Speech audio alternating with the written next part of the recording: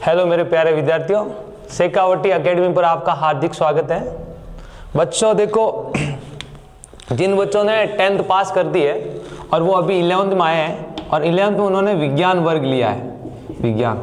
और आपको पता है विज्ञान में दो मुख्य होते हैं, एक होता है बायो और एक होता है मैथ। बायो में क्या होता है बेटा?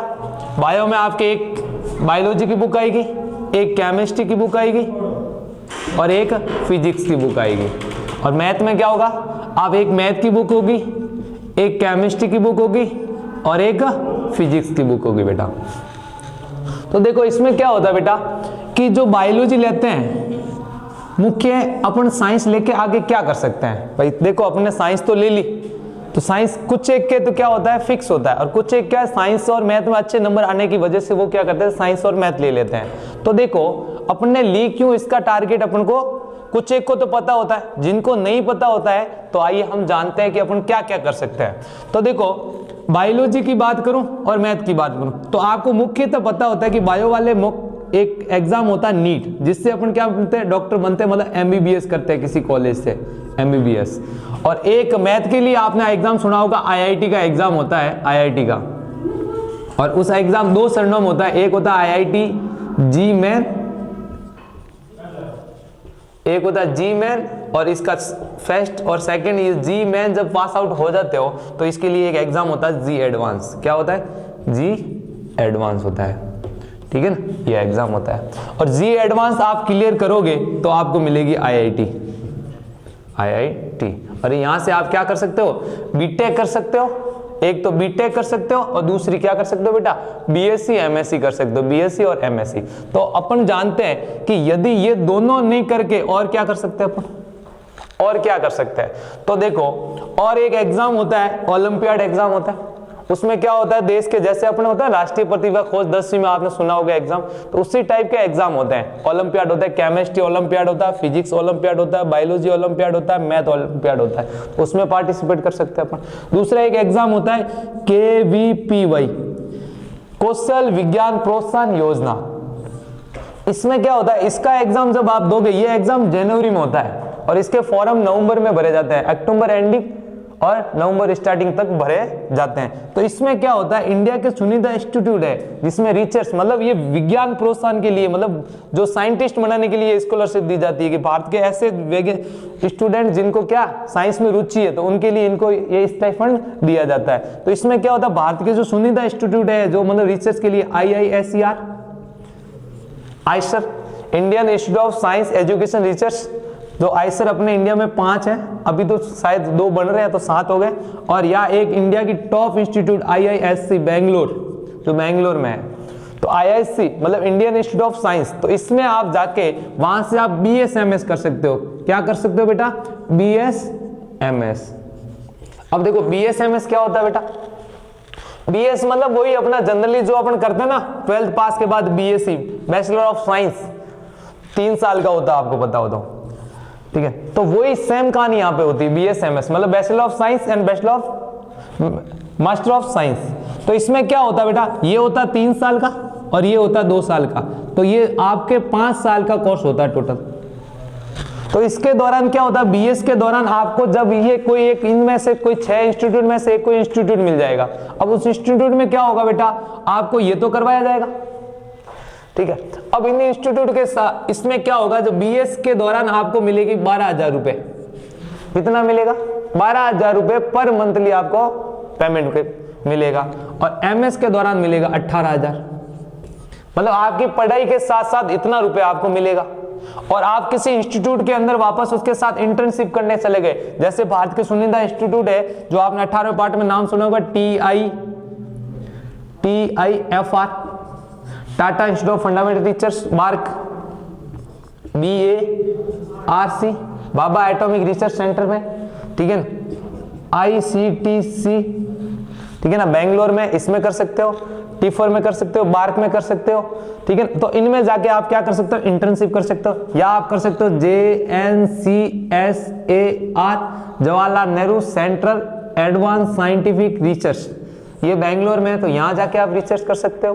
मतलब इंटर्नशिप जब अपने होती है ना, दो प्रकार की इंटर्नशिप होती है, एक होती है समर और एक होती है अपने समर वैकेशन में जब आएगी इंटर्नशिप, उसमें आप जाके वहां पे इंटर्नशिप कर सकते हो। आपका प्रोफेसर वहां से रिकमेंडेड करेगा, तो वहां से जाके आप किसी भी इंस्टीट्यूट के अंदर अपना फॉर्म फिल करोगे और उसके दौरान वहां पे आप इंटर्नशिप कर सकते हो। तो उसके लिए आपको पहले एग्जाम क्वालिफाई करना होता है। ये एग्जाम 3 बार होता है, एक जब आप 11th के अंदर होते हो, एक जब आप 12th के अंदर होते हो, और एक आप जब बीएससी फर्स्ट ईयर में होते हो किसी कॉलेज के अंदर। उसके बावजूद इंडिया के बहुत सारे इंस्टीट्यूट है जिसमें जाके आप बीएससी कर सकते हो। बहुत सारी अच्छी यूनिवर्सिटियां हैं, जैसे बीएचयू बनारस हिंदू विश्वविद्यालय, एक है डीयू दिल्ली विश्वविद्यालय। अब डीयू में क्या होता है, आपको 12th के परसेंटेज के आधार पर ले लिया जाता है, परंतु बीएचयू का क्या होता है, अलग से फॉर्म निकलता है, वो आप फॉर्म भरोगे तो उसमें आपको एडमिशन मिलेगा। या आप क्या कर सकते हो, या आप एसयू में जा सकते हो, हैदराबाद यूनिवर्सिटी में जा सकते हो, या सेंट्रल यूनिवर्सिटी सीयू, ठीक है ना, बहुत सारी यूनिवर्सिटी है। केंद्रीय विश्वविद्यालय, तो केंद्रीय विश्वविद्यालय अपने राजस्थान में केंद्रीय विश्वविद्यालय बांदर सिंगरी किशनगढ़ के जस्ट पास में, तो वहां से कर सकते हो। उसके लिए एग्जाम होता है सीयू सेट, सीयू सेट का एग्जाम होता है, वो एग्जाम देके आप उसमें एंट्रेंस कर सकते हो। वहां से आप क्या कर सकते हो, बीएससी एमएससी कर सकते हो 5 साल के लिए। बहुत मिनिमम फीस होती है यहाँ पे, बहुत मिनिमम फीस, ठीक है ना। हॉस्टल वगैरह रेजिडेंशियल ये यूनिवर्सिटियां होती है। या आप एक और अपना नाम JNU जवाहरलाल नेहरू विश्वविद्यालय में कर सकते हो, वहां के लिए भी एंट्रेंस एग्जाम होता है। एंट्रेंस एग्जाम देना पड़ता है। एंट्रेंस एग्जाम मतलब इनके बीएससी में एडमिशन लेने के लिए यहाँ पे आपको एग्जाम देना पड़ेगा। यहाँ पे बीएससी में एडमिशन लेना है तो यहाँ पे क्या देना पड़ेगा, एग्जाम देना पड़ेगा, तो यहाँ पे जाके कर सकते हो। अब जिन्होंने नीट दी, नीट में वो सिर्फ एमबीबीएस ही कर सकते हैं क्या, और भी कर सकते हो आप। यहां से आप एक आपने नाम सुना होगा, बीएससी नर्सिंग कर सकते हो। क्या कर सकते हो बेटा, बीएससी नर्सिंग का एक एग्जाम होता है, वो दोगे तो यहां से जाके बीएससी नर्सिंग कर सकते हो। ये मैंने बताया बीएससी के लिए। अब देखो नीट में क्या हो सकता है, नीट में नंबर आने के आधार अलग अलग कॉलेज में देता है। आयुर्वेदिक है, फिजियोथेरेपी है, ठीक है ना, और इसके अंदर एक और एग्जाम होता है, ठीक है ना, एम्स नर्सिंग का एग्जाम होता है, उसके वो एग्जाम देके आप एम्स से नर्सिंग कर सकते हो, ठीक है। एक इसमें एमबीबीएस एम्स से कर सकते हो और एक नॉर्मल कॉलेज से कर सकते हो। और आईआईटी जी और एडवांस 2 एग्जाम होते हैं। तो आपने जी मेन क्वालिफाई कर दिया है तो इससे मिलेगी एनआईटी मिलेगी आपको। क्या मिलेगी, एनआईटी। या इसमें अच्छी रैंक है मेन में तो ये सीधा आप इस आईसर के अंदर आ सकते हो, एडमिशन ले सकते हो और ये कर सकते हो बीएसएमएस, ठीक है। और दूसरा क्या करता है, एनआईटी में जा सकते हो। एनआईटी मतलब नेशनल इंस्टीट्यूट ऑफ टेक्नोलॉजी, इसमें क्या कर सकते हो, बीटेक कर सकते हो यहाँ से, ठीक है। और एडवांस में आपकी अच्छी रैंक है और आप बीटेक नहीं करना चाहते हो तो भी यहाँ पे आ सकते हो। यहाँ पे एक इंटरव्यू होगा, वो इंटरव्यू दे दो, इंटरव्यू देते ही आप यदि इंटरव्यू में क्वालिफाइड हो गए तो यहाँ पे बीएसएमएस कर सकते हो। यहाँ की बहुत अच्छी रिसर्च लैब होती है, वहां जाके आप ये काम कर सकते हैं। तो ये होता है आपके साइंस वालों का जो मोटे मोटे तौर पे कैरियर पाथ होता है, वो अपन ये चूज कर सकते हैं कि या तो बीएससी कर लें, या क्या नीट की तैयारी करें, या जी एडवांस की कर लें, ठीक है। तो इसका कुल मिला के यही मतलब हुआ कि आपको एक अच्छा नॉलेज है तो आप सब कुछ कर सकते हो। और दूसरी बात है कि आउट ऑफ इंडिया किसी को जाना है कि मेरे को तो सर यहाँ पढ़ लिया, अब आगे जाना है स्कॉलरशिप के आधार पर, अपने वो खूब लोग यहाँ से जाते हैं। तो अपन क्या कर सकते हैं कि इसमें से 2-3 एग्जाम क्वालिफाइड कर दें और वो क्या होता है, एक सीवी बनता है, ठीक है। अपना मतलब एक फिक्स डाटा का एक अपना रिकॉर्ड बनाएंगे कि भाई मैंने आज तक ये किया है, मेरे को पेंटिंग अच्छी लगती है, मेरे को ये अच्छा लगता है, तो उसमें ये एग्जाम मेंशन कर दे कि मैंने इंडिया के ये एग्जाम क्वालिफाइड किए। केवीपी भाई वहाँ पे बहुत मायने रखता है। किसी भी इंडिया के आउट ऑफ इंडिया की यूनिवर्सिटी में जाना चाहते हो आप तो वहाँ पे आपका केवीपी का स्कोर देखा जाता है। और एक आईआईटी का एडवांस का जो जी एडवांस का है पेपर, उसमें क्या स्कोर वो देखा जाता है। या आपका जो एमबीबीएस नीट दिया है, नीट और केवीपी दिया है, उसका दोनों का स्कोर देखा जाता है और वहाँ पे इंटरव्यू देके आप किसी भी यूनिवर्सिटी में दाखिला ले सकते हो। तो ये थी अपने कि क्या क्या कैरियर पाथ होता है। तो अब समझते हैं कि मैं आपको केमिस्ट्री पढ़ाऊंगा तो केमिस्ट्री के कौन कौन से टॉपिक है जो अपने जी और नीट के लिए बहुत इंपॉर्टेंट है 11th के साथ साथ, जो अपन 11th के साथ साथ करें और या 11th और 12th दोनों को मिला के करें तो वो कौन कौन से टॉपिक है उसके बारे में बातें करते हैं। चलो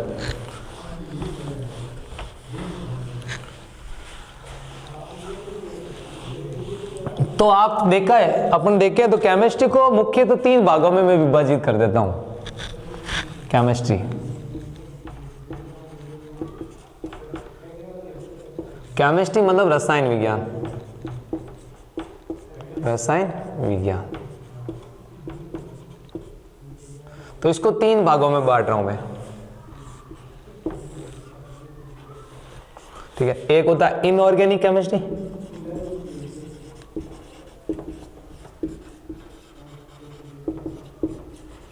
इनऑर्गेनिक केमिस्ट्री जिसको बोलते हैं अकार्बनिक रसायन,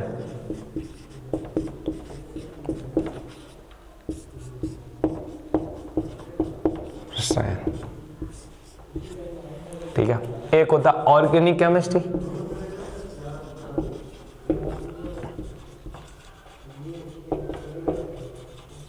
जिसको बोलते हैं कार्बनिक रसायन,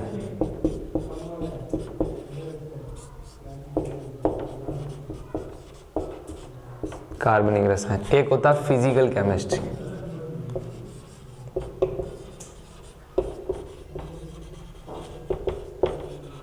जिसको बोलते हैं भौतिक रसायन,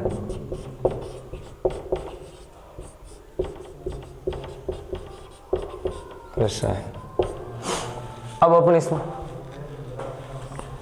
अब इसको अपन क्या करें, 11th और 12th दोनों को मिला के मैं बात कर रहा हूं कि इनको दोनों अलग अलग चैप्टर में डिवाइड कर देते हैं। अपन कैसे पढ़ेंगे, तो इसमें अकार्बनिक रसायन का सबसे पहला होता है कि भाई जनरल अकार्बनिक रसायन है क्या। तो अकार्बनिक रसायन जब जितनी अच्छी समझ में आएगी उतनी अच्छी आपको समझ में क्या आएगी, कार्बनिक रसायन, क्योंकि इसके आधे गुणधर्म इसमें यूज वापस होंगे, ठीक है ना, इनके आधे गुणधर्म इनसे यूज होंगे। तो चलो अपन बातें करते हैं। तो देखो सबसे पहला होगा वो अपना होता है GIOC, जनरल इनऑर्गेनिक केमिस्ट्री। क्या बोलूंगा,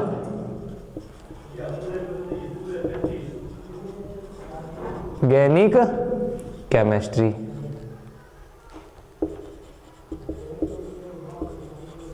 सामान्य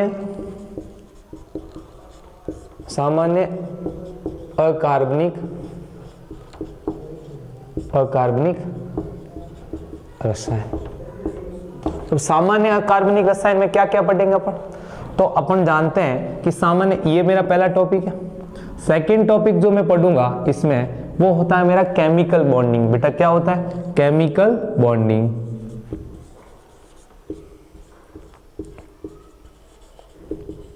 केमिकल बॉन्डिंग ये भी 11th का टॉपिक है बेटा, 11th में पढ़ेंगे अपन इसको, 11th का है। अब देखो इसमें नीट का वेटेज, देखो मैं एक बार आपने नीट की बात करते हैं ओनली, ठीक है ना, सब में आता है वैसे, ये जी का भी होगा, जी में भी आता है ये, ठीक है ना। पर तो अपन नीट का वेटेज देखे तो यहां से मैक्सिमम 2 क्वेश्चन आते हैं भाई, 2 क्वेश्चन फिक्स आएंगे, ठीक है। 2 तो मैं बोल रहा हूं 2 तो आते हैं, 2 मतलब एक क्वेश्चन 4 मार्क का होता है। नीट में एक क्वेश्चन जो होता है, एक क्वेश्चन उसके 4 मार्क होते हैं। तो मैक्सिमम यहां से 2 मतलब 2 तो आते हैं और मैक्सिमम 3-4 हो सकते हैं। तो 2 क्वेश्चन के कितने, 8 नंबर का ये वेटेज रखता पूरा। केमिकल बॉन्डिंग जिसको बोलते हैं रासायनिक बंध, रासायनिक बंध, ये पढ़ते हैं, ये भी 11th में पढ़ेंगे, 11th में पढ़ाया जाता है, ठीक है। और ये तो खूब वेटेज रखता है, 6 क्वेश्चन आते हैं भाई, 6 क्वेश्चन आ चुके हैं, मैक्सिमम 6 क्वेश्चन, ठीक है ना। ये मैक्स की बात कर रहा हूं मैं, देखो कभी कम भी आते हैं पर अभी तक जो होते हैं मैक्स 6 क्वेश्चन, ठीक है, आ चुके हैं।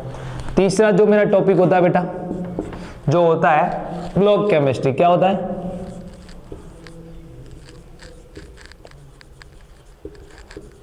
Block chemistry. तो ब्लॉक केमिस्ट्री में ई पार्ट होगा, एक होगा एस ब्लॉक। पहला क्या होता है, एस ब्लॉक। तो ये 11th के अंदर पढ़ते हैं अपन, एक क्वेश्चन फिक्स से आता है, ठीक है ना। सेकंड जो मेरा होता है पी ब्लॉक।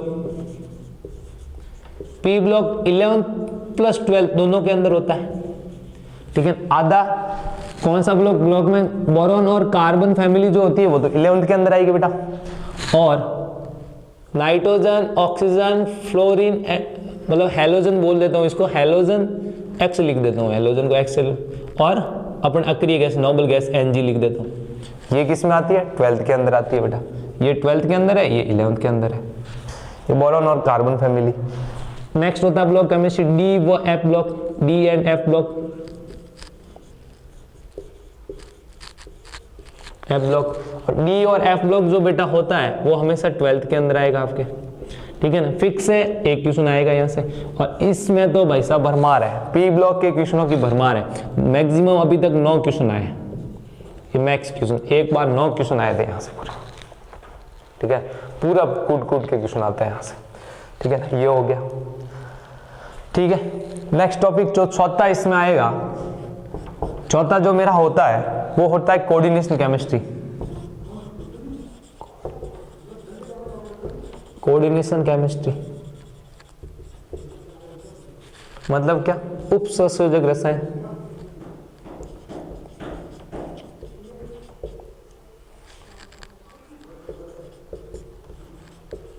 उप सहसंयोजक रसायन, ठीक है, 12th के अंदर आएगा बेटा, ठीक है ना, 4 क्वेश्चन आए हैं मैक्सिमम।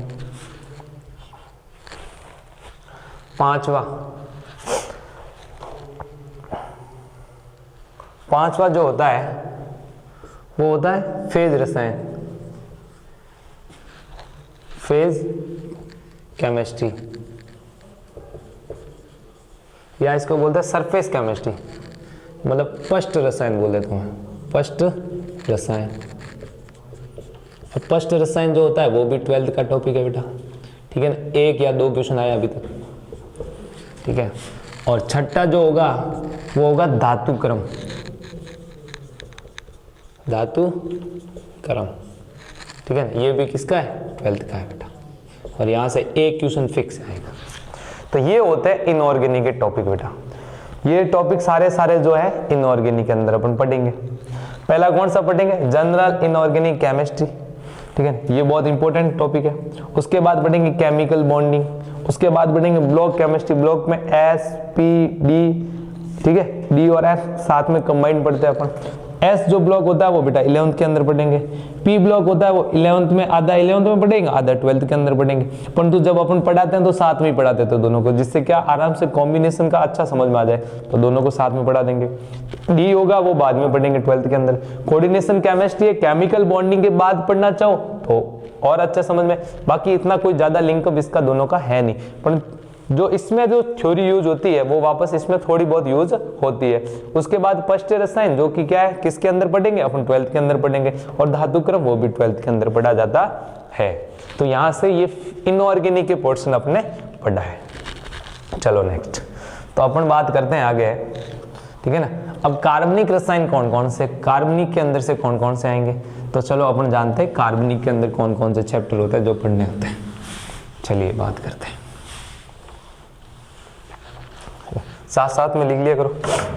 हाँ चलो बेटा, तो देखो कार्बनिक के अंदर जो मेरा पहला चैप्टर होता है वही GOC, जनरल ऑर्गेनिक केमिस्ट्री। इसका नाम क्या है? जनरल ऑर्गेनिक केमिस्ट्री, ठीक है ना। ये 11th का टॉपिक है बेटा, 11th का, ठीक है। और फिक्स है क्वेश्चन 2 आते हैं जनरल। अब क्या पढ़ेंगे जनरल के अंदर वो आगे मैं बताऊंगा, जब जनरल स्टार्ट करेंगे तब मैं बताऊंगा कि जनरल के अंदर अपन क्या पढ़ेंगे। इसका सेकंड होता है BOC, BOC ये होता है basic organic chemistry,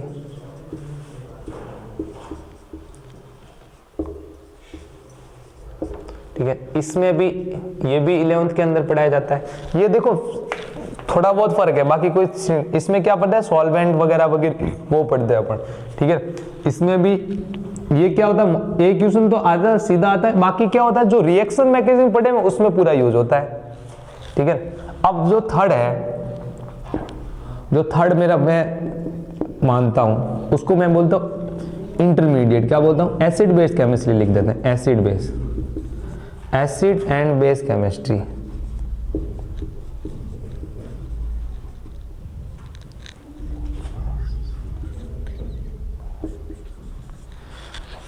acid base chemistry मतलब उसमें अम्ल और सार जो ऑर्गेनिक केमिस्ट्री के अंदर यूज होता है उसके बारे में बात करेंगे अपन। और जो चौथा मेरा होगा वो होगा इंटरमीडिएट,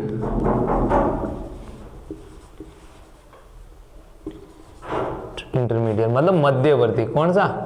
मध्यवर्ती, मध्यवर्ती के बारे में बात करेंगे, रिएक्शन के दौरान क्या क्या मध्यवर्ती बनेंगे। और जो पांचवा मैं याद करूंगा, ये इंटरमीडिएट का क्वेश्चन है, फिक्स 2 क्वेश्चन आते हैं, फिक्स 2 क्वेश्चन, ठीक है। इंटरमीडिएट के 2 क्वेश्चन आते हैं और इंटरमीडिएट 11th प्लस 12th दोनों में यूज होता है, 11th प्लस 12th। ऑर्गेनिक क्या है, मैंने मेरे हिसाब से किए कि इस हिसाब से यदि बच्चा पढ़ेगा तो उसको कभी तकलीफ नहीं आएगी। मैंने 11th 12th के चैप्टर के हिसाब से इसको डिवाइड नहीं किया है। इसको क्या किया मैंने मेरे अकॉर्डिंग किया कि भाई इस हिसाब से अपने ऑर्गेनिक केमिस्ट्री को पढ़ते हैं तो कहीं तकलीफ अपन को आएगी नहीं, ठीक है। उसके बाद पढ़ेंगे रिएक्शन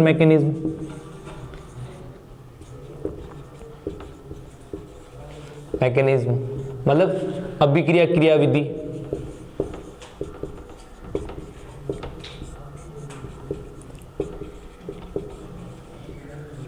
अभिक्रिया क्रियाविधि। और जो छठा पढ़ते हैं वो पढ़ते हैं रिएजेंट,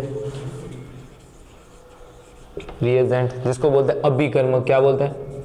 अभिकर्मक, अभिकर्मक पढ़ेंगे बेटा। और जो 7वां अपना होता है, जो मोस्ट ऑफ लास्ट टॉपिक मान लो, वो होता है नेम रिएक्शन, नेम रिएक्शन। इतना पढ़ लिया मतलब ऑर्गेनिक केमिस्ट्री में आपको कहीं तकलीफ आएगी नहीं। नेम रिएक्शन मतलब नाम अभिक्रिया, जो नाम से होती है कि पीनाकोलिन अभिक्रिया क्या होती है, हुन्स-डीकर रिएक्शन क्या होती है, स्वार्ट्ज रिएक्शन क्या है, तो वो रिएक्शन यहाँ पे पढ़ते हैं। स्वार्ट्ज, ये नेम रिएक्शन पढ़ेंगे। नेम रिएक्शन के अंदर 2 रिएक्शन इंपॉर्टेंट होती है, वो मैं आपको जब पढ़ाऊंगा तब बताऊंगा। और 7वां जो अपन पढ़ेंगे, यदि जो आगे भी पढ़ना होता है, ठीक है ना। स्टीरियो मैं इसके अंदर पढ़ा दूंगा आपको, जीओसी के अंदर स्टीरियो। अब देखो मैं बता दूं, जीओसी के अंदर अपन क्या क्या पढ़ेंगे। तो जीओसी के अंदर अपन ये पढ़ेंगे कि ऑर्गेनिक केमिस्ट्री है क्या वाकई में, ठीक है। उसके बाद उसका आईयूपीसी नोमेनकल्चर पढ़ेंगे कि उनके नाम कैसे देंगे उनका। उसके बाद अपन इसके अंदर पढ़ेंगे कि इसमें कौन कौन से इफेक्ट है, जैसे आपने पढ़ा इंडक्टिव इफेक्ट वगैरह वगैरह, वो inductive effect, mesomeric effect, hyperconjugation, dancing resonance, resonance, ठीक है, ये सारे इसमें पढ़ेंगे। उसके बाद पढ़ेंगे बीओसी के अंदर पढ़ेंगे कि न्यूक्लियोफाइल क्या होता है, इलेक्ट्रोफाइल क्या होता है, ठीक है, सॉल्वेंट क्या होता है, प्रोटिक सॉल्वेंट क्या होता है, अप्रोटिक सॉल्वेंट क्या होता है, वो इसमें अंदर पढ़ेंगे। एसिड बेस के अंदर पढ़ेंगे कि एसिड कौन सा स्ट्रॉन्ग एसिड है, कौन सा वीक एसिड है, कौन सा स्ट्रॉन्ग बेस है, कौन सा वीक बेस है, इसकी सीक्वेंस पढ़ेंगे। उसके बाद पढ़ेंगे इंटरमीडिएट मतलब कार्बोकेटायन, कार्बोएनायन, बेंजाइन, नाइट्राइल, कार्बिन, ये कार्बन फ्री रेडिकल, तो वो सारा इसके अंदर अध्ययन करते हैं। उसके बाद पढ़े रिएक्शन मैकेनिज्म, रिएक्शन मतलब SN1, SN2, E1, E2, E1CB, ये सारी रिएक्शन इसके अंदर पढ़ी जाती है। रिएजेंट मतलब LiBH, NaBH4, LiAH4, ठीक है, RMGX, LiR, ये सारा इसके अंदर पढ़ेंगे। नेम रिएक्शन के अंदर, ठीक है, एल्डोल, कैनिजारो, ठीक है, पिनेकोलिन, ये सारी रिएक्शन इसके अंदर पढ़ेंगे। अब तो ये इतना पढ़ेंगे तो 11th 12th का आपका पूरा पोर्शन खत्म हो जाता है। इतना जब आप पढ़ोगे तो 11th 12th पूरा खत्म हो जाएगा। उसके बाद जो बचेगा तो वो होता है पॉलीमर। क्या होता है? पॉलीमर केमिस्ट्री, पॉलीमर केमिस्ट्री जिसको बोलते हैं बहुलक,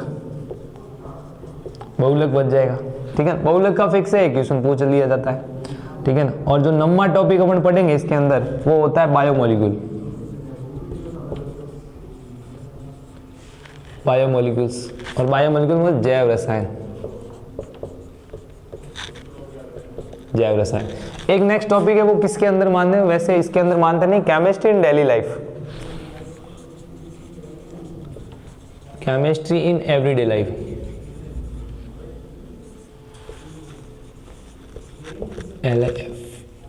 everyday life, chemistry in everyday life. तो ये यहाँ से तो एक क्वेश्चन आएगा, यहाँ से भी एक क्वेश्चन आता है। और इनमें टोटल मिला के लगभग 6 से 7 क्वेश्चन आता है। 7 क्या, मैं 10 क्वेश्चन मान लूँ, 10 तो आते हैं आराम से। तो ये क्वेश्चन का सीक्वेंस रहता है। तो ये है अपनी ऑर्गेनिक केमिस्ट्री। इस हिसाब से अपन ऑर्गेनिक केमिस्ट्री पढ़ें, इस सीक्वेंस में पढ़े तो अपने ऑर्गेनिक केमिस्ट्री में एक भी क्वेश्चन रॉन्ग नहीं होगा। चलो बात करते हैं भौतिक रसायन की, कि भौतिक रसायन क्या क्या। इसके लिए आप बुक लेना चाहो अच्छी सी मार्केट में, यदि बुक लेना चाहो तो एक आती है प्रॉब्लम सॉल्विंग बुक आती है, एक आती है थ्योरेटिकल बुक। तो थ्योरी की बुक लेना चाहो तो ओपी टंडन ले लो, ओपी टंडन ले लो, या हिंदी मीडियम है तो यूनिवर्सल ले लो, यूनिवर्सल के साथ क्वेश्चन और प्रॉब्लम सॉल्विंग दोनों आ जाएंगे। इंग्लिश मीडियम है तो ओपी टंडन ले लो या सोलोमन ले लो। सोलोमन बुक ले सकते हो यहाँ पे। और हिंदी के लिए मैंने बता दिया यूनिवर्सल ले लो, ठीक है। या आपको 11th-12th का थोड़ा बेस रखना है तो ABC बुक नाम से आती है, ABC वो बुक ले लो। और प्रॉब्लम सॉल्विंग बुक दोनों हिंदी और इंग्लिश मीडियम के लिए MS चौहान होता है, वो ले लो आप खूब है। और या किसी कोचिंग के नोट्स ले लो तो उससे हो जाएगा। तो ये हो जाएगा, आप आराम से पढ़ोगे। और मैं तो बोलता हूँ नीट के लिए NCERT थोड़ा पढ़ लो, अच्छे से हो जाता है नीट आराम से, ठीक है ना। जी मैन वालों के लिए ये इसी हिसाब से पढ़ना है। जी वाले IIT वाले तुम इतना पढ़ोगे डिटेल में तभी जाके आपका होता है, ठीक है। थोड़ा उसमें केमिस्ट्री टफ होता है, ठीक है। अब बात करें फिजिकल केमिस्ट्री की, बात करूं मैं फिजिकल केमिस्ट्री। तो फिजिकल केमिस्ट्री का पहला जो होता है वो बैकबोन ऑफ फिजिकल केमिस्ट्री, जिसका नाम होता है मोल कंसेप्ट। मोल कंसेप्ट मतलब मोल अवधारणा, मोल अवधारणा, अवधारणा पहला ये कंसेप्ट। सेकंड जो कंसेप्ट आप पढ़ोगे गैसीय स्टेट, गैसीय अवस्था।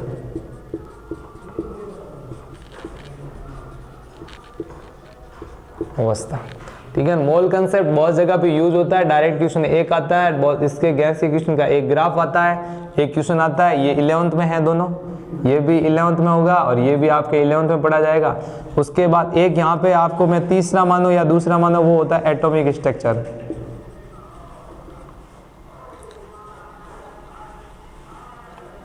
एटॉमिक स्ट्रक्चर, और एटॉमिक स्ट्रक्चर में क्वेश्चन IIT जी लेवल की बात करूं एटॉमिक स्ट्रक्चर की तो बहुत फाड़ू क्वेश्चन आता है, गजब का क्वेश्चन आता है एटॉमिक स्ट्रक्चर में, परमाणु संरचना का।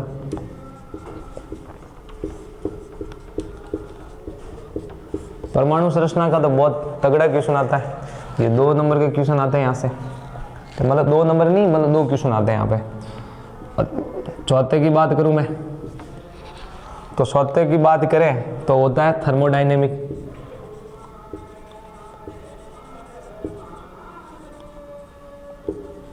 थर्मोडायनेमिक ऊष्मागतिकी, ऊष्मागतिकी। ऊष्मागतिकी में यहाँ 6 क्वेश्चन आए हुए हैं, बहुत गजब क्वेश्चन, 6 क्वेश्चन, ठीक है। इक्विलिब्रियम,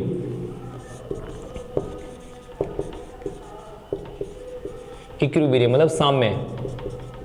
साम्य को अपन 2 भागों में बांटते हैं, एक तो होता है केमिकल, एक होता है आयोनिक। इसको 2 भागों में बांट के पढ़ेंगे, एक होता है केमिकल और एक होता है आयोनिक। आयोनिक, ठीक है ना, मतलब रासायनिक साम्य और एक होता है आयनिक साम्य। इसको दोनों को पढ़ेंगे और इन दोनों को मिटा के एक बार पेपर में 8 क्वेश्चन आए थे, बहुत गजब। ये तो स्टार मार्क लगा दो इन दोनों को, तो बहुत स्टार मार्क है, गजब के क्वेश्चन बनते हैं यहाँ से, बहुत बढ़िया क्वेश्चन आता है। छठा जो, ठीक है, ये आपके थे सारे 12th के, 11th के सॉरी, ये जितने टॉपिक है वो 11th में होते हैं। और 11th का वेटेज फिजिकल केमिस्ट्री का बहुत गजब का रहता है 11th का। उसके बाद जो अपन पढ़ेंगे वो अपन पढ़ते हैं सॉलिड स्टेट, ठोस अवस्था।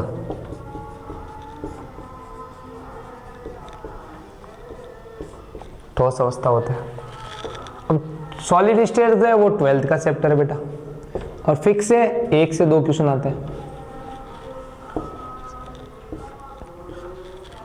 7वां जो है वो अपना होता है सॉल्यूशन। सॉल्यूशन, इसके अंदर एक और ऐड कर देना टॉपिक, मैं भूल गया। मोल कंसेप्ट सेकंड होता है, ये मोल कंसेप्ट फर्स्ट, इसके एक सेकंड पार्ट होता है मोल कंसेप्ट सेकंड, और वो मोल कंसेप्ट सेकंड होता है रेडॉक्स रिएक्शन।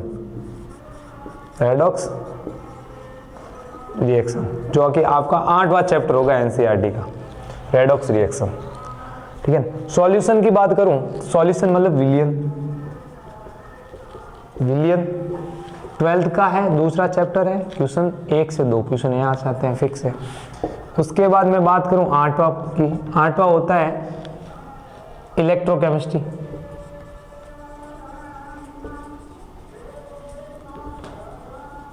विद्युत रसायन, विद्युत रसायन की बात करता है। विद्युत रसायन, और विद्युत रसायन ये भी 12th का है, ठीक है ना, फिक्स है 2 क्वेश्चन, ठीक है। अब जो 9वां टॉपिक होगा मेरा वो होता है केमिकल काइनेटिक।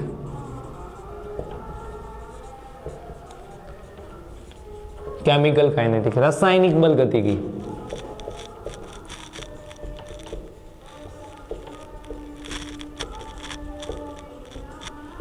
रासायनिक बल गतिकी एक क्वेश्चन फिक्स है, आएगा 100%।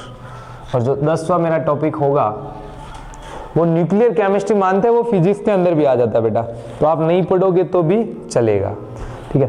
अब ये जो मेरे टॉपिक थे ये तो थे सारे टॉपिक मेजर टॉपिक थे। अब इसमें से कुछ बम्पर टॉपिक होते हैं तो वो अपन जैसे जैसे पढ़ते जाएंगे, क्वेश्चन सॉल्व करेंगे, उसके अकॉर्डिंग मैं बता दूंगा। और इसके अंदर मैंने 2 टॉपिकों के नाम नहीं लिए, तो वो टॉपिक है बेटा, एक तो है हाइड्रोजन, जो इसमें कभी क्वेश्चन आ भी जाता है और कभी नहीं आता, और एक होता है अपना एनवायरमेंट केमिस्ट्री, पर्यावरण रसायन, जिसमें भी कभी क्वेश्चन आता है कभी नहीं आता है। तो उस दोनों की बातें मैंने यहाँ पे आपको नहीं बताई है, बाकी ये आपका सिलेबस होता है। तो आइए अपन जो पहला टॉपिक स्टार्ट कर रहे हैं वो है मेरा अकार्बनिक रसायन, अपन स्टार्ट करने जा रहे हैं। तो ये जो टॉपिक थे, इतने टॉपिक, पहले तो देखो अपन को जाना कहाँ है, पहले देखो, पहले ये डिसाइड करो कि मेरे को भाई नीट करनी है या नहीं करनी है। उसके बाद अपन डिसाइड करेंगे भाई, देखो पहले तो अपन होता है ना कि कभी होता है घर में कि भाई मेरे को यहाँ जाना है, तो अपन डिसाइड करेंगे कैसे जाएंगे, ठीक है ना, किसके द्वारा जाएंगे। तो वही चीज है यहाँ पे, अपन को पहले ये डिसाइड करना है कि मेरे को नीट करनी है या नहीं, और नहीं करनी है तो क्यों करना चाहता हूँ और कैसे करूंगा मैं, पहले वो चीज आपके जहन में बैठ जानी चाहिए। मैं क्या कर रहा हूँ, उसका डॉक्टर बनना है तो आप पहले ख्वाब भी तो उसी हिसाब के देखो ना, उसके हिसाब से उठो, उस हिसाब के रहो, उस हिसाब से तैयारी करो। और आप तो ख्वाब तो डॉक्टर के देख रहे हो, कर कुछ नहीं रहे हो, घर पे खाना पीना ऐश कर रहे हो, तो वो ऐश में थोड़ी बनता है डॉक्टर बेटा, बहुत मुश्किल बना जाता है। और इंजीनियर बनना है तो भी बहुत मुश्किल बातें होती है, ऐसे सीधे घर पे बैठे बैठे आप नहीं बन सकते, उसके लिए बहुत जो रातें हैं वो, ठीक है ना, आंखों में गुजारनी पड़ती है, ठीक है। तो इसलिए जब तक पढ़ोगे नहीं सीरियस होगे तब तक कोई बातें नहीं होगी, कुछ भी कर लो सक्सेस नहीं मिलेगी। और जिस दिन आपने ठान लिया कि हमें तो बस करना ही है किसी भी हालत में, उस दिन आप हो जाओगे, अच्छे बन जाओगे, इस जो मैदान के है खिलाड़ी बन जाओगे, मैदान मतलब नीट के बहुत अच्छे खिलाड़ी बन जाओगे, पेपर अपने आप सॉल्व होगा, अच्छे से नंबर आएंगे, ठीक है। और अच्छी एटलीस्ट आप 11th-12th अच्छे से पढ़ लोगे ढंग से, तो आपके 12th के बाद भी नीट में सिलेक्शन होने के 99% चांसेस होते हैं, ठीक है। और 11th-12th नहीं पढ़ते हो तो फिर आप भले 1 साल कोचिंग करोगे, उतने चांसेस नहीं होते जितने पहले थे। तो जब भी टॉप रैंकर जितने भी है आज देख लेना, वो हमेशा 11th-12th के साथ उन्होंने टॉप किया है। तो अपन जानते हैं कि भाई पहला कौन सा टॉपिक पढ़ेंगे बेटा, इनऑर्गेनिक केमिस्ट्री। इनऑर्गेनिक केमिस्ट्री मतलब अकार्बनिक रसायन, अकार्बनिक रसायन। अकार्बनिक रसायन में जो पहला टॉपिक होता है मेरा होता है GIOC। इसको मैंने आपको नाम बताया, क्या बोला जी, बोलो, जनरल इनऑर्गेनिक केमिस्ट्री, सामान्य कार्बनिक रसायन, अकार्बनिक, सॉरी,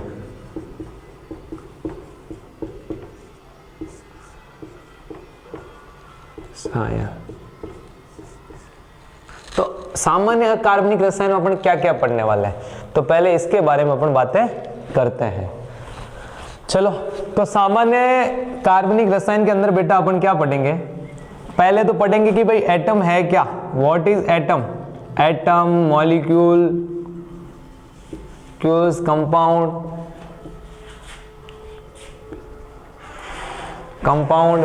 ठीक है ना, ये क्या है, मतलब एटम मतलब परमाणु, अणु और यौगिक होते क्या है। उसके बाद अपन पढ़ेंगे कि परमाणु के अंदर सब पार्टिकल होते हैं, सब एटॉमिक पार्टिकल,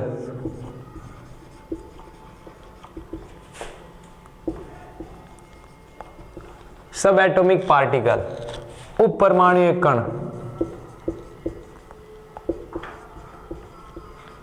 उप परमाणु कणों के बारे में बातें करेंगे। उप परमाणु कण कौन सा होता है? Electron, proton and neutron.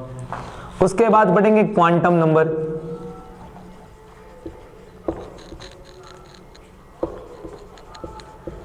Quantum number 4 होते हैं, शॉर्ट में लिख रहा हूं N, L, M और S। इसके बारे में डिटेल बातें करेंगे। और यहां से ये फिक्स है, क्वेश्चन आता है भाई, एक क्वेश्चन फिक्स है, यहां से आता है क्वांटम संख्या से, सिर्फ क्वांटम नंबर से क्वेश्चन पूछे गए, कई बार पूछे गए ऐसे, तो यहां से सीधा क्वेश्चन आता है, ठीक है। इसके बाद पढ़ेंगे इलेक्ट्रॉनिक कॉन्फ़िगरेशन रूल्स।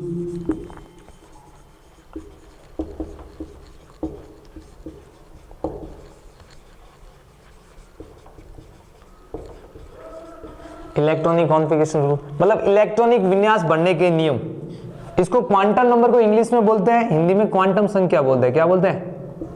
क्वांटम संख्या, ठीक है। इलेक्ट्रॉनिक कॉन्फ़िगरेशन मतलब इलेक्ट्रॉन बनने के नियम, इलेक्ट्रॉन भरने के, इलेक्ट्रॉन विन्यास बनने के नियम, भरने के नियम कौन कौन से नियम है? तो सबसे पहले पढ़ेंगे ऑफ-बाउ, उसके बाद पढ़ेंगे ऑफ-बाउ का एक नियम है N+L नियम। सेकंड पढ़ेंगे हुंड और थर्ड पढ़ेंगे पाउली, ये नियम पढ़ेंगे। उसके बाद पढ़ेंगे स्टेबिलिटी ऑफ इलेक्ट्रॉन,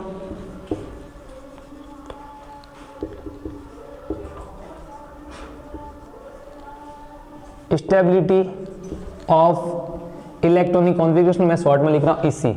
इलेक्ट्रॉनिक विन्यास का स्थायित्व, कौन सा इलेक्ट्रॉनिक विन्यास स्थायित्व है, कौन सा नहीं है, ठीक है। इसके बाद पढ़ेंगे अपने magnetic moment of electronic any element,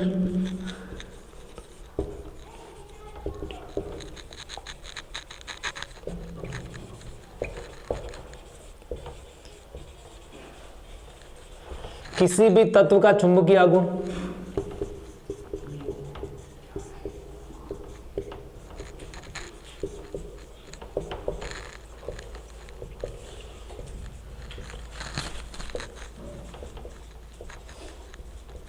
आघूर्ण जिसको म्यू से रिप्रेजेंट करते हैं, वो कैसे निकालेंगे उसके बारे में बात ही करेंगे। उसके बाद में क्या पढ़ेंगे? चलो, तो पहले ये अपन को ये फिक्स होना चाहिए कि किस सार्ट को अपन कैसे पढ़ने जा रहे हैं, ये पढ़ेंगे कैसे, तो इसके बारे में अपन पूरी बातें करेंगे भाई, ये चीजें अपन पढ़ने जा रहे हैं इस चैप्टर के अंदर। चलो, तो नेक्स्ट जो टॉपिक होंगे वो उनके बारे में बातें करते हैं।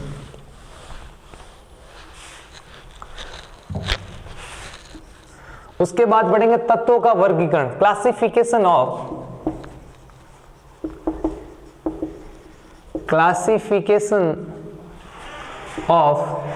एलिमेंट,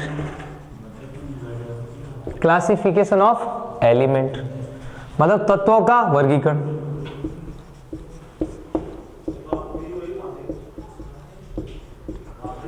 तत्वों का वर्गीकरण कैसे हुआ, किस किसने किया, उसके बारे में बात करेंगे। तो सबसे पहले प्राउस्ट आया था, प्राउस्ट के बारे में बात करेंगे। उसके बाद में करेंगे डोबेराइन के बारे में बात करेंगे, ठीक है। तो बहुत सारे साइंटिस्ट हैं, उन सब के बारे में अपन बात करेंगे, ठीक है ना। एंटोनी लेवोसिए है, ठीक है, लुइस का अष्टक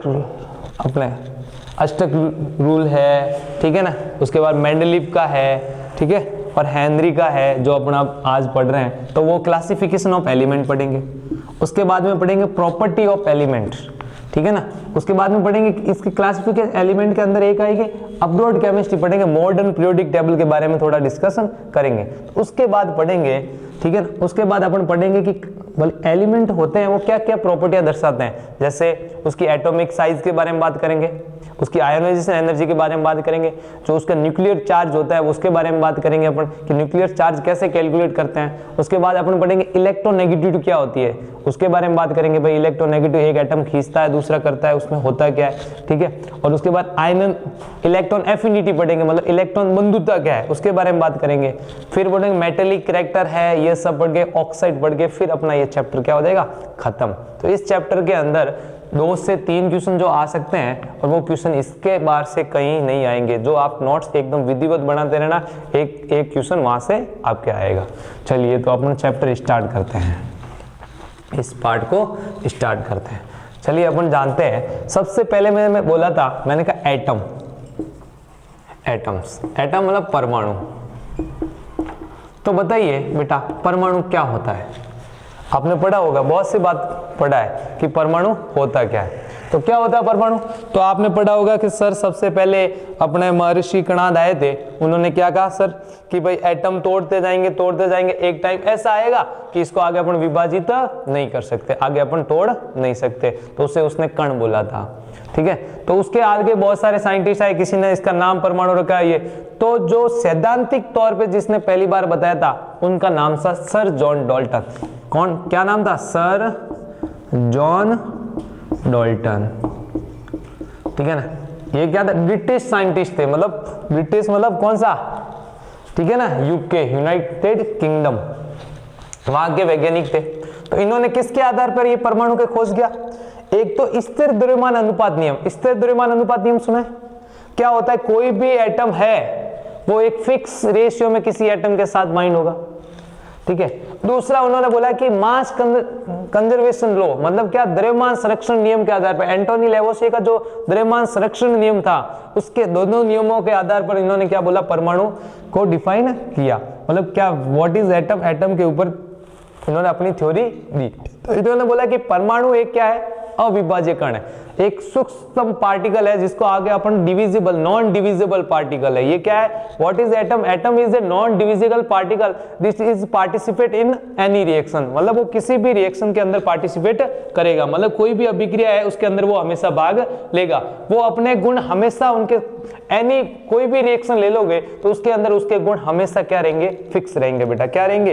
फिक्स रहेंगे। वो कभी भी उसकी प्रॉपर्टियां चेंज नहीं होती। किसी भी एटम, वो किसी भी पार्टिकल के साथ जुड़ा है, पर उसकी प्रॉपर्टी हमेशा क्या रहेगी? फिक्स रहेगी। अपन है ना, जैसे अपनी बात करूं, अपन किसी के साथ मिल गए, किसी के साथ जा रहे हैं, आखिर ना आखिर अपना रंग दिखाएंगे नहीं दिखाएंगे?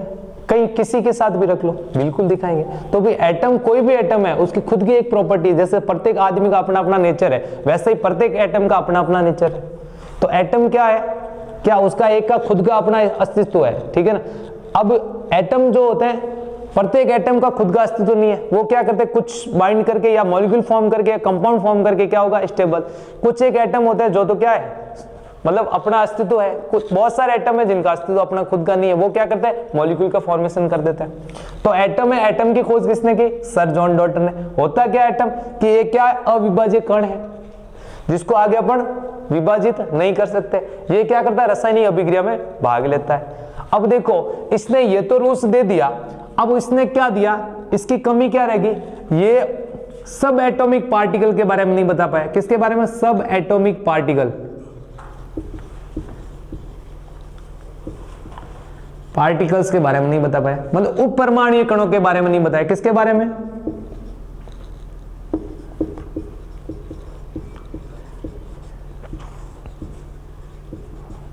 कणों के बारे में नहीं बता पाया कि उप परमाणु कण क्या होता है। अब मैंने आप बोला था उप परमाणु कण क्या होता है? मुख्यतः जो होता है अपन 3 की बात करते हैं। एक क्या होता है? प्रोटॉन, प्रोटॉन होता है। एक क्या होता है? इलेक्ट्रॉन होता है।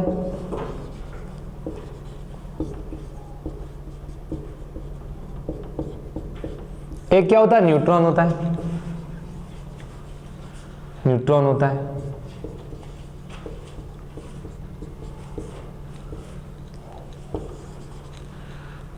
एक न्यूट्रॉन होता है।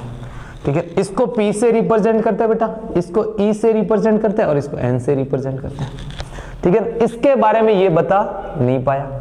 तो इसके बारे में आगे क्या हुआ? तो बहुत सारे एटॉमिक थ्योरीज आई जो अपने एटॉमिक स्ट्रक्चर के अंदर पढ़ेंगे, इसको डिटेल के अंदर एटॉमिक स्ट्रक्चर के अंदर पढ़ेंगे अपन। तो क्या होता है? बहुत सारी थ्योरी आई। कौन आया उसके बाद? जे थॉमसन आया। उसने बोला कि जो परमाणु है वो क्या है? एक धनावेशित गोला होता है, उसके अंदर इलेक्ट्रॉन धसे रहते हैं। जैसे अपन होता है ना तरबूज, तो तरबूज के अंदर क्या होता है? जैसे तरबूज का रेड जो पार्ट होता है वो क्या है? अपना एक धनावेशित भाग है, और उसके अंदर जो 20 धसे रहते हैं वो क्या होता है, इलेक्ट्रॉन। ऐसे उसके बाद कौन है, रदरफोर्ड है, जिसने क्या किया, अल्फा कणों के ऊपर बौछार करा के एक स्वर्ण पन्नी ली, उसके ऊपर अल्फा कणों की बौछार करवाई। तो अल्फा कणों की बौछार करवा के उसने क्या किया, अल्फा कणों की बौछार की तो कुछ एक अल्फा कण क्या हो गए, न्यून कौन से मुड़ गए, 20,000 में से एक अल्फा कण था वो क्या हो गया, वापस आ गया। तो उसने बोला कि कहीं ना कहीं परमाणु के अंदर क्या है, एक केंद्र है, मतलब एक पॉइंट है, ठीक है, पॉइंट है। उसने बोला कि ये पॉइंट है जो वो क्या है, धनावेशित है, मतलब पॉजिटिव पॉइंट है। ऐसा क्यों बोला, क्योंकि जो अल्फा कण होते हैं वो क्या होता है, धनावेशित हीलियम कण होता है, मतलब हीलियम के ऊपर 2 पॉजिटिव, हीलियम के दोनों इलेक्ट्रॉन निकाल दूं तो वो मेरा क्या होगा, हमेशा अल्फा कण होगा। क्या होगा, अल्फा कण। इसका मतलब ये पॉजिटिव है, और पॉजिटिव आपको पता हो, ये चीज तो आपको पता होगी भाई, नेगेटिव नेगेटिव के बीच में हमेशा क्या होगा, रिपल्सन। तो पॉजिटिव पॉजिटिव के मतलब हमेशा क्या होगा, रिपल्सन। इसमें ऐसे देखूं तो यहां से हमेशा क्या होगा, रिपल्सन होगा। क्या होगा, रिपल्सन होगा, मतलब प्रतिकर्षण होगा बेटा, प्रतिकर्षण होगा। और ऐसे देखूं तो हमेशा क्या होगा बेटा, अट्रैक्शन, अट्रैक्शन होगा। अट्रैक्शन मतलब क्या, आकर्षण, आकर्षण होगा बेटा, ठीक है। इसका मतलब ये यदि नेगेटिव होता तो ये पॉजिटिव जा रहा होता, इसको पकड़ लेता, ही आने ही नहीं देता वापस, परंतु ये भी पॉजिटिव ये भी पॉजिटिव, तो क्या हो गया, इसके बीच में रिपल्सन हुआ, और ये जैसे ही सीधा गया वैसे वैसे वापस आ गया। इसका मतलब नाभिक जो होता है, परमाणु का जो केंद्र होता है, उसमें क्या एक कोई धनावेशित भाग है, और उसने उसको क्या बोला, परमाणु का केंद्र। तो इसके बारे में मैं परमाणु को आगे 2 भागों में डिवाइड कर देता हूं। क्या करता हूं, एटम को 2 पार्ट में, ठीक है ना, डिवाइड कर देता हूं। क्या करूंगा कि परमाणु के अंदर एक तो होगा परमाणु केंद्र। क्या होगा बेटा, परमाणु केंद्र, ठीक है, परमाणु केंद्र, सेंटर ऑफ एटम, ठीक है। नेक्स्ट जो होगा वो क्या होगा, उसने बोला जो सेकंड पार्ट होता है वो क्या होता है, वैकेंट होता है, मतलब रिक्त खोखला भाग। क्या होता है सेकंड, रिक्त खोखला भाग होता है, वैकेंट, ठीक है, पार्ट होता है इसमें। अब देखो, इसको बोलते हैं नाभिक, बोलते हैं, क्या बोलते हैं, नाभिक, ठीक है। ये नाभिक, ये बात किसने बोली सर, रदरफोर्ड ने। किसने बोली, रदरफोर्ड ने।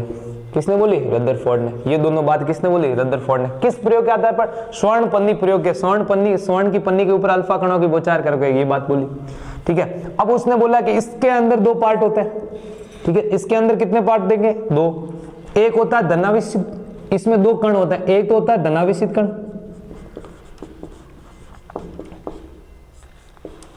और एक होता है उदासीन कण, उदासीन कण, ठीक है। धनावेशित कण को जो मतलब पॉजिटिव पार्ट होता है पार्टिकल, और एक होता है न्यूट्रल पार्टिकल, ठीक है। तो पॉजिटिव पार्टिकल को क्या बोलते हैं बेटा, प्रोटॉन। क्या बोला, प्रोटॉन। इसको क्या बोला, न्यूट्रॉन, ठीक है। इसकी खोज अलग अलग साइंटिस्ट ने की, अभी बताते हैं आपको। अब देखो, वैकेंट जो खोखला भाग होता है उसके अंदर उसने बोला कि इलेक्ट्रॉन होता है जो क्या करता है, मूवमेंट करता है, मतलब इलेक्ट्रॉन जो होते हैं वो गति करते हैं। क्या होता है इसके अंदर, ऋणावेशित भाग होता है। क्या होता है, ऋणावेशित भाग होता है। ये परमाणु का क्या होता है, ऋणावेशित भाग, और ऋणावेशित अंदर कौन होता है, इलेक्ट्रॉन। क्या होता है बेटा, इलेक्ट्रॉन। अब आपको मोटे मोटे तौर पे यहाँ क्या याद रखो, इसकी खोज याद रखोगे। क्या रखोगे याद, इसकी खोज, डिस्कवरी किसने की, तो इलेक्ट्रॉन की खोज किसने की, ई गोल्डस्टीन ने बेटा। किसने की, ई गोल्डस्टीन ने, स्टीन, ठीक है। इसकी खोज किसने की बेटा, इसकी खोज की जेम्स सैडविक ने। किसने की, जेम्स सैडविक ने, ठीक है। और इसकी खोज किसने की, जे थॉमसन ने, जे थॉमसन। इसको रिप्रेजेंट ई से करते हैं बेटा, ई माइनस से। इसको रिप्रेजेंट एन से करते हैं, और इसको रिप्रेजेंट किससे करते हैं, पी से करते हैं बेटा। अब इसके ऊपर चार्ज, आवेश जो होती है, आवेश की मात्रा, इसके ऊपर जो बेटा आवेश होता है, ठीक है ना, वो होता है पॉजिटिव 1.6 इंटू 10⁻⁻19 कूलाम। कूलाम क्या होता है, यूनिट ऑफ चार्ज होती है। चार्ज की यूनिट के मतलब आवेश का मात्रा क्या होता है, कूलाम होता है, ठीक है। इसके ऊपर क्या आवेश होता है, मतलब चार्ज कितना होता है, 0 होता है, और इसके ऊपर चार्ज कितना होता है, नेगेटिव, और वो उसकी वैल्यू होती है बेटा 1 - 1.6 × 10⁻⁻19 कूलम। इसीलिए कोई भी एटम होता है अपन जब देखते हैं उसको वो फिक्स, जैसे मैंने कार्बन की बात की, कार्बन के ऊपर न पॉजिटिव चार्ज न नेगेटिव चार्ज, क्यों, क्योंकि हम जानते हैं, वी नो दैट, क्या जानते हैं हम, कि इसके ये 6 नंबर पे, तो दैट मीन इसमें 6 ही प्रोटॉन है, 6 इलेक्ट्रॉन है, और 6 ही क्या है, न्यूट्रॉन है, ऐसी बात करते हैं। तो देखो न्यूट्रॉन तो क्या हो गया, न्यूट्रल होता है, न्यूट्रॉन क्या होता है, न्यूट्रल होता है, मतलब उदासीन होता है, इस पे कोई चार्ज नहीं होता। तो चार्ज किसकी वजह से, एक तो प्रोटॉन की वजह से और एक इलेक्ट्रॉन की वजह से। तो इसका मतलब प्रोटॉन का चार्ज कितना बेटा, प्रोटॉन के ऊपर पॉजिटिव चार्ज, इलेक्ट्रॉन के ऊपर नेगेटिव चार्ज। प्रोटॉन के एक प्रोटॉन का चार्ज इतना होता है, एक इलेक्ट्रॉन का चार्ज इतना होगा। इसका मतलब मैं बात करूं कि प्रोटॉन की वजह से, देखो प्रोटॉन मैंने बोल दिया, इसके अंदर मेरे क्या है, 6 प्रोटॉन है बेटा, क्या है, 6 प्रोटॉन हो गए, 6 न्यूट्रॉन है और 6 इलेक्ट्रॉन है। ये आपने छोटी क्लास में पढ़ रखा है। ये अभी जो सारे बता रहा हूं ये आपने छोटी क्लास में पढ़ रखा है। तो देखो इसकी वजह से, देखो आवेश की बात करूं मैं, आवेश की बात करूं, परमाणु, किसी परमाणु पर आवेश, तो देखो 6 × 0 न्यूट्रॉन की तो हो गया फाइनल। उसके बाद इलेक्ट्रॉन क्या करोगे, 6 × 1.6 × 10⁻⁻19, ठीक है ना, प्लस 1, अब प्लस में इस यहां लगा देता, प्लस 6 × 1.6 × 10⁻⁻19, ये हो गया 0, ये कितना हो गया 0, और ये कट गया, आवेश कितना आया 0। इसलिए जब भी कोई एटम होता है जो उसके ऊपर न पॉजिटिव न नेगेटिव होता है, इसका मतलब उसमें इलेक्ट्रॉन एंड प्रोटॉन किस क्या है, number of electron and number of proton is equal, that तो वी कैन से, क्या कह सकते हैं अपन, क्योंकि उसके ऊपर जो चार्ज है वो हमेशा क्या होगा, 0 हो गया, क्योंकि दोनों की क्या है, आवेश बराबर होता है। ठीक है। अब देखो इसका द्रव्यमान की बात करूं, द्रव्यमान की बात, तो द्रव्यमान इसका जो, इसका और इसका लगभग इक्वल होता है, मतलब ऑलमोस्ट इक्वल होता है, वो होता है 1.67 × 10⁻⁻27 kg। कितना होता है बेटा, 1.67 × 10⁻⁻27 kg होता है। और इसका जो होता है वो होता है 9.1 × 10⁻31 kg। कितना होता है, मास ऑफ इलेक्ट्रॉन, यहां बोले तो मास ऑफ प्रोटॉन या mass of neutron is equal to क्या होता है, 1.67 × 10⁻⁻27 kg, और यहाँ पे होता है मास ऑफ इलेक्ट्रॉन, जो बोलूंगा वो कितना होता है, 9.1 × 10⁻31 kg। अब इसको अपन को ग्राम में चेंज करना है, क्या चेंज करना है, ग्राम में चेंज करना है। तो अपन क्या करेंगे बेटा, चलो इसको हटा देते हैं,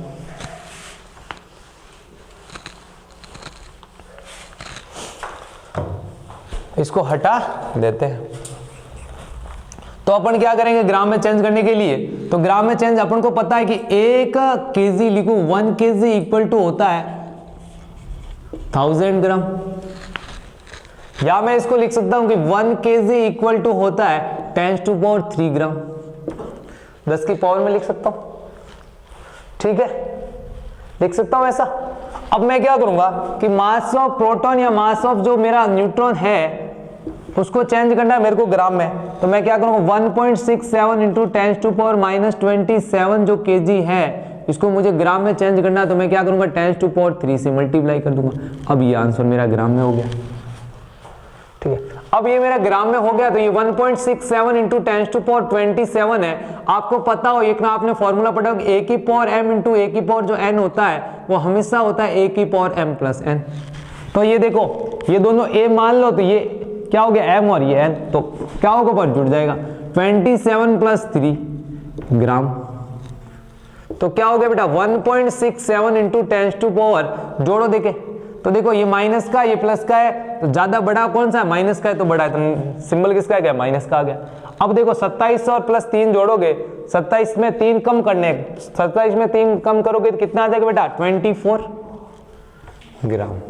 ये हो जाएगा आंसर अपना, ये क्या हो जाएगा अपना आंसर हो जाएगा। चलो तो आगे बात करते हैं, ऐसे ही आप इलेक्ट्रॉन का चेंज कर सकते हो। चलिए आगे बात करते हैं।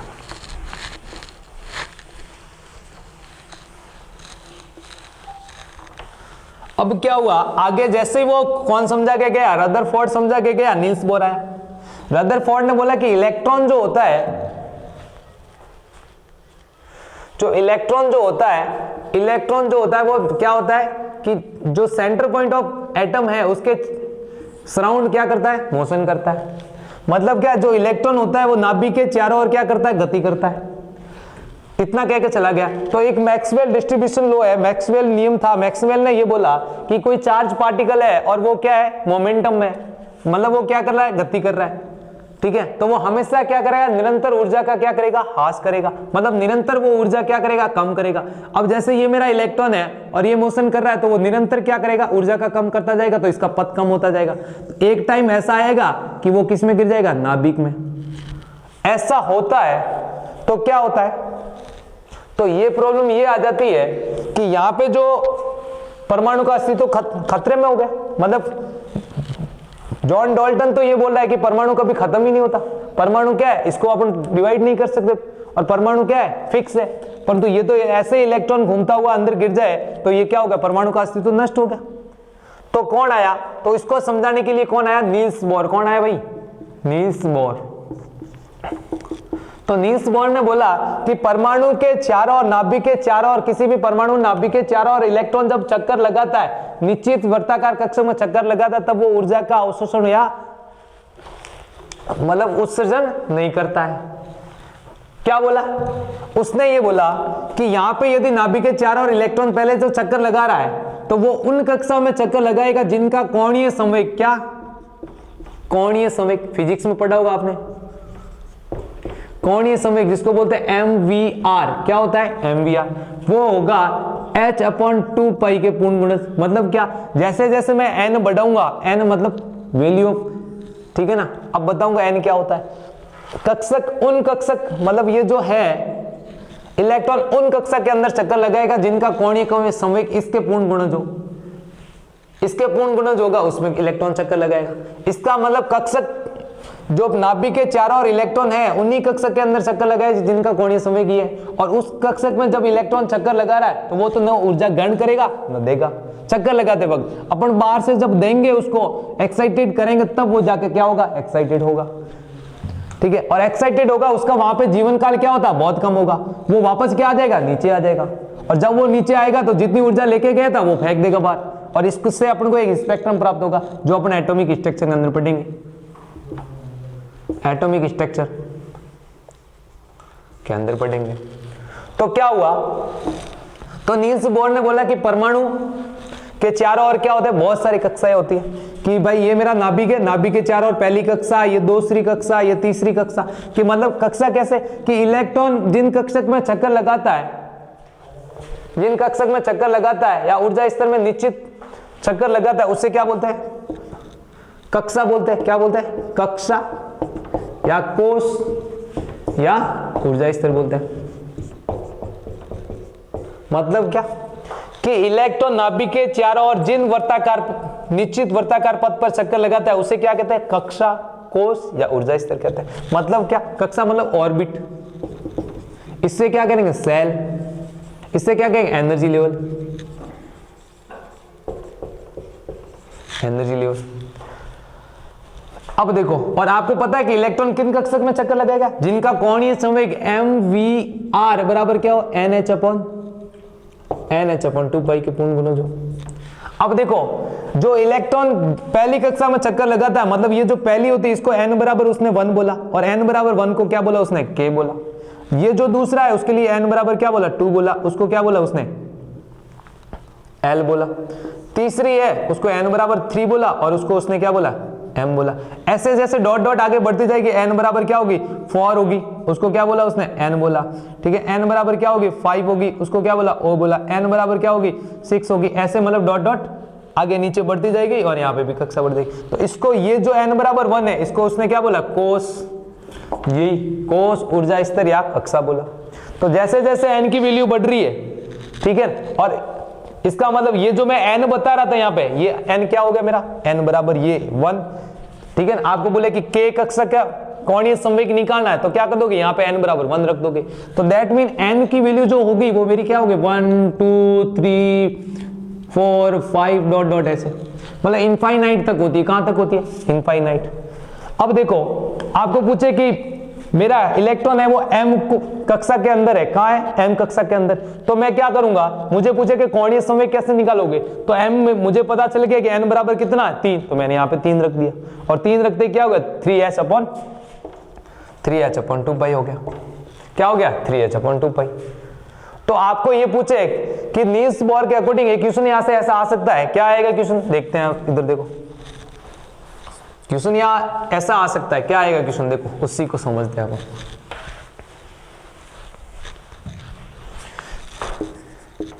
किसी भी परमाणु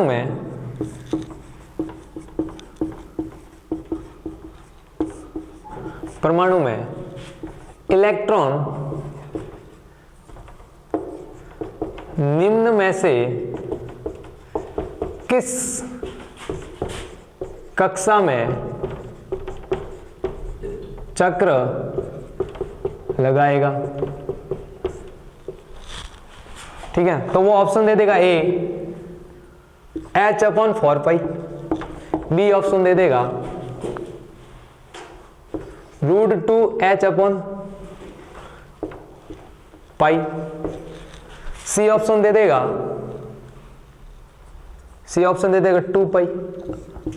2h/π, और डी ऑप्शन दे देगा नन ऑफ दीज। या हम नहीं कह सकते, हम नहीं कह सकते है, ऐसा कुछ दे देगा। तो अपन कैसे निकालेंगे इसका आंसर, कैसे निकालेंगे, तो आप कल निकाल के आइए, ठीक है। धन्यवाद, कल मिलते हैं।